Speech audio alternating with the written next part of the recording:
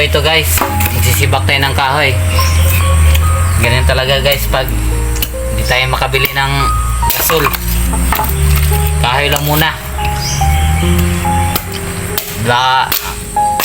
Sana wag kayo magsawa sa suporta sa namin guys, no? Aming vlog. Kahit kunti lang, okay na yan sa amin. Hindi na kami agad nga mag-ano pa kami.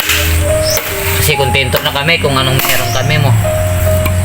Mauna guys akong giambal sa inyo ha. Maging kontento ta sa tanan. Sa gihatag sa Ginoo. Dato ha. Muna importante.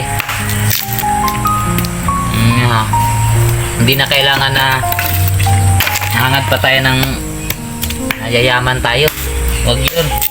Kung anong binigay sa atin, yan lang talaga. Diyan lang tayo kutob. Kutob ah. Bisaya pa, kutob.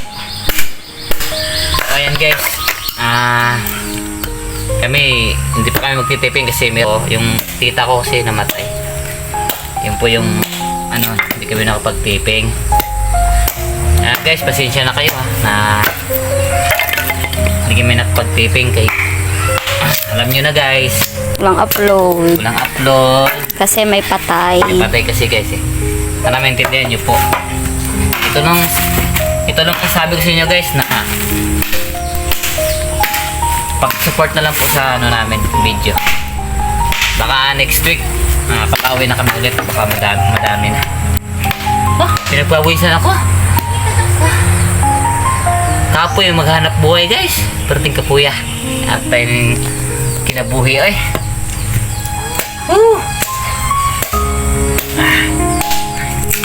Bukas guys, magtatapas naman kami guys. Karga tapas yung trabaho ko ngayon.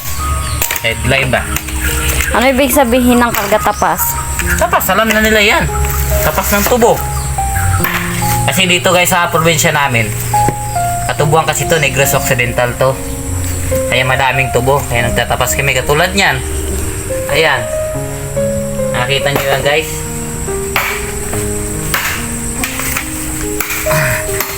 Ayan guys, sa amin yan guys. Tubo na yan. Sa amin yan. Last tapas na po guys kasi kasi yan eh. Kumbaga sinanla. Sinanla kasi yung namin, yung tubuhan. Pero last tapas na ngayon.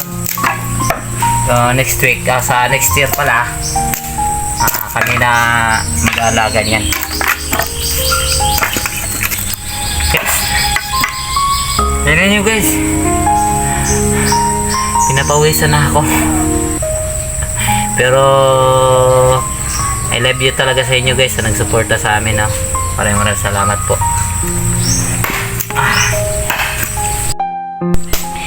So yun guys, kaya yun ang rason kung bakit hindi kami nagtitiping ngayon. Bukod sa namatayan sila, hindi naman kaya kung kami lang. O nga pala, kung nakikita nyo, binalik ko na yung iba. Kasi kulang talaga sa tao. Inunti-unti ko lang sila pagbalik. Pero sana di kayo magsawa na suportahan ng channel namin.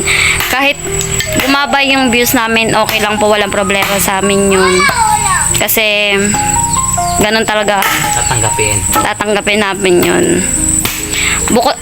Dun sa, kung napanood nyo yung behind the scene namin, makikita nyo dun kung anong naging dahilan kung bakit kung bakit ko sila pinagpahinga. Tapos binalik ko na sila. Okay naman na yung channel namin.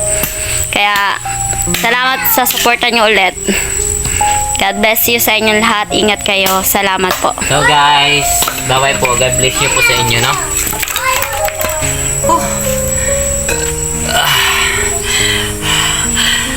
Napagod ako. Pasensya na sa nakasabit. Sige, bye!